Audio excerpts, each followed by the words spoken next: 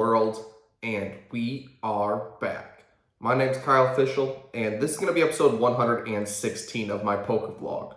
For this episode, I play a 2-5 session at Orange City Racing and Card Club, but before I get into the hands, I have two quick announcements. First is that my first Texas meetup game will be November 17th to the 20th at Georgetown Poker Club. If you're in the area, definitely come out to that. It's going to be a lot of fun, getting to mix it up with all the Texas action. Second, if you can't make that, I'm constantly on my ClubGG. After only 1 week of playing seriously, I'm already up $150. It's definitely a great way to get some volume and some practice before you hit the live streets. Additionally, I use it to practice tournaments. I bought into a $10 tournament, trying to get some tournament practice as I'd like to get better at that. Made the final table with third in chips. That was pretty awesome. Unfortunately, ran into aces at that final table, so ended 6th. Still nice to book a win in tournaments. Definitely a great opportunity to practice. If you're interested in joining the club, there will be a link in the description below. And now let's roll the tape. So we arrive at Orange City. Max bind is $800, so that's what I buy in for before we arrive at the first hand of note. An early position player raises to $15. I'm in middle position with pocket jacks. Definitely going to 3-bet this one. Too strong to not play a bigger pot, so I raised to $50. And it folds all the way to the pre-flop aggressor, who is the only caller. So we're going heads up to a flop of 8-8-4, 2 diamonds. Very good board for me. Happy that there's no card higher than a jack out there, as well as an 8's pretty unlikely for my opponent to have. Being able to get value from random overs and flush draws, I throw out a bet of $50. My opponent calls very quickly, so hoping for a safe turn card. 10 of diamonds is definitely not exactly what I'm looking for. So when he checks to me with all the flushes completing and me not even having a flush blocker / redraw, I decide to check it back. And the river is the 7 of hearts. On this card, my opponent leads for 90. And honestly, this is a pretty dicey spot. I still lose to just all made flushes and all random 8s. And even somehow if my opponent had 5-6, like that beats me too. But the fact that it's 90 to win almost 300, I do have an overpair and I double block jack 9. I think this is a pretty standard call. Okay. Show me. And when I call, my opponent shows ace 9 with the ace of diamonds. So actually what I consider the best bluffing candidate possible, blocking the nut flush and the straight. Unfortunately for him, I had a hand that was just a little bit too strong to let go. Next interesting hand. With one limp, I raised to $20 from middle position with ace 10 of clubs. The limper is the only caller, so we're going heads up to a flop where we flop the nut flush. Surprise, Sydney. Always nice to flop the nuts. However, I'm not sure how much value I can even get on this hand. But when it checks to me, I'm definitely going to go for something, so I throw out a $25 bet. I get called very quickly. Turn doesn't change anything. On this card, I want to bet small again. I'm hoping my opponent can continue with like just the queen of clubs, maybe queen jack, maybe just a king, and I think a big bet might get hands like that to fold, so I go for the same size of only $25. My opponent calls again. Unfortunately for me, the river pairs the board, so no longer have the nuts, but the only hands that I really think are possible are pocket deuces and pocket 5s. But besides that, maybe I'm just coolering a smaller flush, or maybe a 10 will just feel too sticky to let it go. So I'm going to go bigger on the river because all missed draws are just going to fold to any sizing anyway, so I bet $100. And my opponent snap folds. So guessing he had like the queen of clubs or something like that, but either way, we'll take it. Next hand of note. I am under the gun, straddling to $10. A middle position player races to 45. The big blind decides to call, and I call as well with ace jack of spades. Could 3-bet it, but it's already a straddled pot, and the initial opener was somewhat tight, so just a call this time. With a flop of 10-6-5, 2 spades, very happy to flop the nut flush as well as 2 overcards. However, strangely enough, the big blind just leads for $65. I suppose he does have all the nut advantages. He has pocket 5s, pocket 6s, 6-5, things like that. But having the nut flush and 2 overs is too strong for me to fold, so I decide to make the call. The initial pre-flop aggressor decides to fold to this action. Guess makes sense. This board shouldn't really connect to an opener all too often. But either way, we're heads up to a turn card, which pairs the board, so no longer drawing to the nuts. And to this card, my opponent throws out $150. This is the opponent that tried to bluff me on the jack-jack hand. He'd been caught bluffing quite a few times. So I do think against this particular opponent, this should be a call. In general, I think an argument for folding makes a lot of sense. If my opponent had pocket sixes, pocket fives, I'm drawing dead, but I do believe there's a ton of implied odds if I hit my hand. So that also leads me to a call. Unfortunately, the river bricks out on me, and my opponent checks to me. Here's Johnny. Not really interested in turning this specific hand into a bluff, as the obvious flush draw missed. And I'm blocking like queen jack and jack nine and things that I'm hoping I get my opponent to fold. So I just check it back, waving the white flag. And he had 10-8 off suit. Maybe you could get him off of it, but after playing with this opponent for a while, I actually do not think it would be possible. After that, with 4 limps to me, I'm on the button with jack nine of diamonds. I raise to $25. Trying to build a pot as this hand plays pretty good multi-way, so no reason to go too big with it. Luckily for me, all the limpers call, so we're going 5 ways to queen 8, queen, 2 diamonds. Gut shot, straight flush, plus straight, plus flush feels pretty good. When it checks all the way to me, I definitely want to thin the field here. There is a chance that all my opponents miss this board completely, and I could just win right now with a bet. Additionally, I want to build the size of the pot for when one of my draws does hit. So I bet $85. The big blind is the only caller. The 3 other opponents decide to fold. So we're going heads up to a turn card, which is a huge brick, deuce of hearts. Very unhappy to see that. When he checks to me a second time, I do think there's merit for going for the second barrel on this one. Second barrel could get a pair of 8s to fold. And even a hand like ace 10 of diamonds or ace king, pocket sixes, hands like that would feel a lot of pressure, as I could easily just have a queen here, and a lot of those holdings could be drawn completely dead. I throw a bet of $125. I think I would choose this sizing if I had like queen jack, queen king. Somewhat disappointed to see my opponent call a second time. All right, dealer, let's complete one of my outs. Nope, 7 of spades. I'm everything you ever were afraid of. Brick, brick. When my opponent checks to me, I think similarly to the last hand, I block the flush draw, I block the straight draw, I block all the draws that bricked for him, and I'm hoping that he would have and be able to give up on the river. So not a spot I like bluffing, and he could just have a weak queen and he's just never going to fold anyway. So I checked this one back, and my opponent had 7-3 of diamonds. So I was in so much better shape than I even thought I was. And I probably could have got a 7 to fold. But, oh well, it is what it is.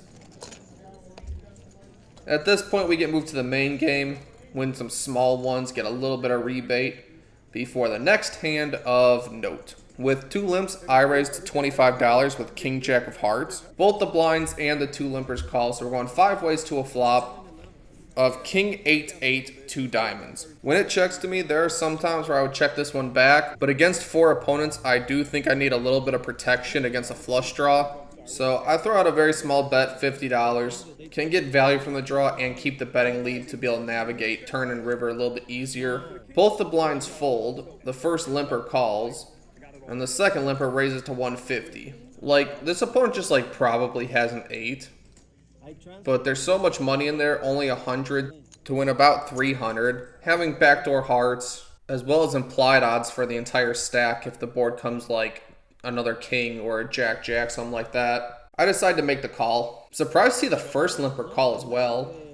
Now I really don't know what to do. Probably just going to shut down turns. Except turns the 4 of hearts. Turning backdoor hearts, I think it's going to be difficult for me to fold here. Luckily for me, the flop check raiser only bets 150 again. So now I think I have great odds to just continue and hit my heart or my king. And the fact that I'm in position means I can guarantee get the bet in if any of that hits. So I make the call. The other player decides to fold, and the river is the most beautiful queen of hearts ever. I am the way. Very infrequently, I'm against a full house. I'd not come all this way to fold, so if he has it, good for him. But how will I get all the money in on this? Well, quite easily. My opponent leads all in, and I just snap call. And he has 7-8 offsuit. So finally hit a flush. I think I was due, and just like that, we are profitable on the day. We're in for 1100 at this point, but definitely feeling good about this chip stack right now. B4, I'm in the big blind. There are 3 limps. The button makes it $25. I call, and the other limpers call, so we're going 5 ways to a flop of 6-5 deuce rainbow. Somehow having an overpair with 8s I think is awesome. I'm definitely going to check raise this if the pre-flop aggressor decides to bet, as this definitely hits a big blind over any of the other players a lot harder. Well, it checks all the way to a middle position player who leads for 55. One of the other limpers decides to call. Button folds, and it's on me. Again, this is a situation where I'm going to raise. As the big blind, I have all the sets. I'm pretty much the only one that should be able to have 3-4. Sometimes I do this with 7-8, but an overpair with 8s is definitely going to be included in that. So I raised to $160. The middle position leader is the only caller, so we're going heads up to a turn card. Turn is the jack of spades. I think relatively safe. I really think my opponent just has like ace-6 here or 6-7. Really just a hand that I'm completely crushing. So I'm actually pretty fine to just check call all the way down, barring some dicey runouts. So when I check, my opponent checks back. River's a 9. Not the best, as 7-8 does get there. I double block it, so it's pretty unlikely, but same thing as the turn. I'm just going to check, call, think I have the best hand. I check, and then my opponent shows 6-3. So 8s are definitely good. Pretty happy with how I played this one. I win another small one before. It folds all the way to me. I bet 20 with pocket aces from middle position. Always great situation to have aces. One late position player calls and both blinds call, so we're going 4 ways to a flop of Jack 6. When it checks to me, this is not going to be one of those times where I bet. There's no flush draw to get value from, and if my opponent has a jack, I'm just crushed. So I'm either way ahead or way behind. Definitely going to go for some pocket control here. I check. The late position player checks back. So we're still 4 ways to a turn card, which is the 10 of diamonds. When both blinds check to me again, I actually think it's pretty unlikely that the late position player would just check back a jack. So I think it's pretty safe to go for some value here. Give value from a random 10, diamond draws, maybe king, queen, things such as that. So I bet $25. Well, the late position player raises to 60. Definitely less than ideal. I don't really think he's the kind of person that could raise a draw. So he probably just has a jack. But either way, I'm just too stubborn to fold aces for $35 more. River's a complete brick, 5 of spades. I check. Maybe he'll slow down and check back with a random 10. Nope, he bets super small. He bets 80. This one I'm all over for a while, longer than I should. I don't really think this opponent has the ability to semi-bluff turn, and I also don't really think he has the ability to bluff river. So basically when I eliminate all that, I just give him credit for a jack and just sadly fold my aces face up. I take a glance at him. He actively looks somewhat upset and doesn't want to show, so I'd say the post-fold read kind of confirmed my suspicions, and sometimes you gotta play discipline to be able to save some money in some close spots. Next hand of note. With a $10 button straddle, the blind has a $20 straddle. I choose to just call it with ace-3 of clubs. The $20 straddle is someone I definitely want to get involved with. Folds to the button who just calls, and the blind decides to check. So we're 3 ways to a flop of ace-6-3.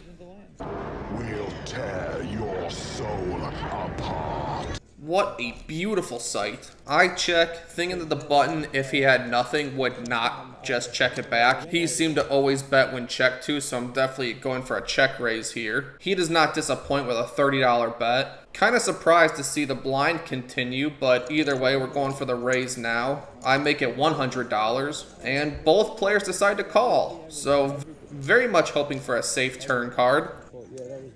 Jack of clubs, I'd say, is pretty safe. If my opponent has ace-jack, then today's just not my day. But otherwise, I can get called by ace-king, ace-queen, random hearts, maybe 4-5 if someone's unwilling to fold straight draws. But either way, I cannot let either of these opponents see the river for free, so I bet $260. The button thinks for a while before folding, but the small blind decides to call. Now realizing all the counterfeit outs I have to fade too if I ever want to keep the best hand.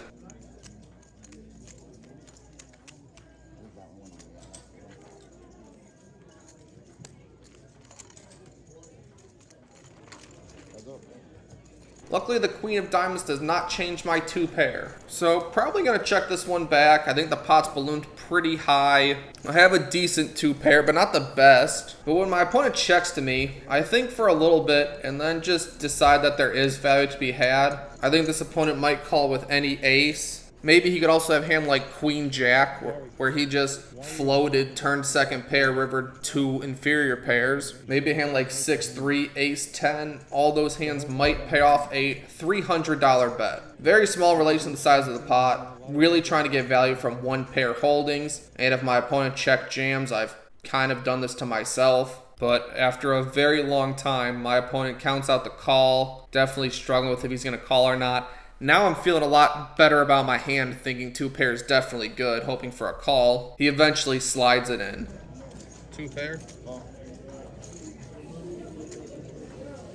And ace 3 will definitely be good here. Super happy with this hand. Super happy going for some relatively thin value on the river. And this is definitely the hand of the night for me.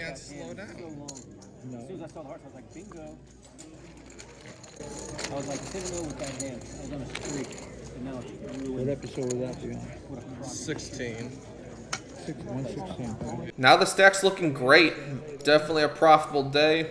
Before the final hand of note. A middle position player raised to $20. There's one call. I'm on the button with ace king of diamonds. Beautiful holding. I'm going to 3-bet this one. I make it $85. Well, both players decide to call, so we're going 3 ways to a flop of queen 6 deuce, 1 diamond. When it's checked to me, having a 3-card royal is not good enough for me to bet. If either one of these opponents has a queen, they're just not folding. And if a bet here gets check raised, I'm pretty much forced to fold all the equity I have. So I'm going to check this one back, hopefully improve on the turn. Well, I do slightly. The Jack of Clubs is definitely a good turn card. And when both players check to me a second time, I think I can bet. 2 overs, gut shot to the nuts. Neither opponent seemed like they cared about the hand too much. And I could easily just have ace queen and take 1 straight of pot control, as I would do that some of the time. Similarly, going to protect a hand like king jack, ace jack, things like that. I throw out a bet of $125, and the pre-flop aggressor snap jams. Take your best shot.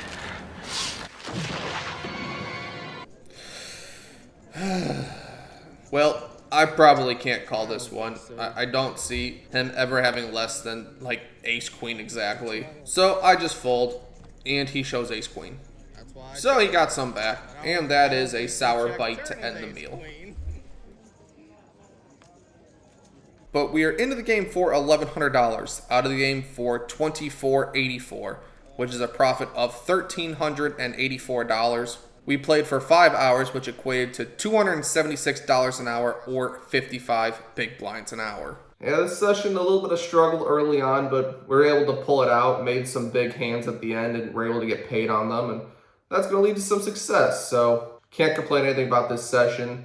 If you like the video, please leave a like, let me know. Helps the algorithm, all that stuff, and I will see you on the next one.